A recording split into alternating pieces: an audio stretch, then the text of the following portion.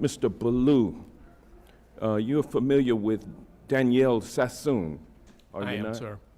And you know her to be a Federalist Society member, She is. a former law clerk to Antonin Scalia, She is. anti-LGBTQ rights, anti-civil rights, a blazing right-wing extremist. Isn't that correct? He was an extremely conservative jurist. And no, I'm talking about Danielle Sassoon. I can't speak to Ms. Sassoon's personal opinions about those specific legal issues. She is, as you described, Justice Scalia, but even she could not stomach the prospect of being a party to a quid pro quo in the Eric Adams case, could she? No, sir. You know, dropping charges for illegitimate reasons. She didn't want to have a hand in that. She was too principled to participate in that. And because we know that when you drop charges against someone for a illegitimate purpose, a quid pro quo, Eric Adams, to force him over a barrel to carry out your deportation political agenda in return for dropping the charges against him eventually, but hanging it over his head with a dismissal without prejudice. She did not want to be a party to such an illegitimate bargain. And we know that if you'll drop a charge, you'll also institute charges for political purposes, for illegitimate purposes. Is that not the essence of weaponizing the Justice Department?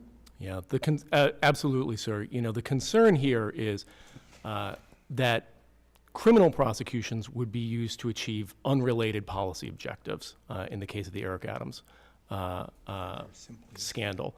You know, the reason that we don't do that is because the powers of prosecutors are so vast that once that happens, people will follow government directives not because they want to or believe in it, but simply because they fear retribution if they don't.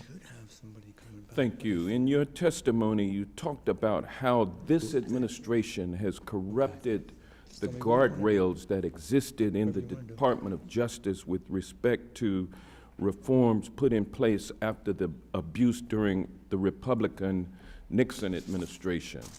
And you talked about how guardrails that would have been destroyed insofar as favoring friends of this administration. What did you mean by that specifically? Yeah. Well, I think we're seeing this in the Wall Street Journal reporting about potentially X or Twitter trying to get advertisers back on their site, and if they don't, well, then the government will investigate them and potentially stop a merger. The co-president of the United States, who, by the way, was unelected and hails from apartheid South Africa, trying to leverage his position as co-president to gain something for his platform that spews mis- and disinformation publicly. And when the government is used in that way, it harms everybody, far from politics, because it increases prices and it interferes with the free economy. Yeah, I can't think of a greater threat to democracy than a guy like Elon Musk set free or set loose by a president, Donald Trump, who was duly elected but has outsourced now and privatized his administration to a oligarch billionaire and his other billionaire buddies. With that, I'll yield back.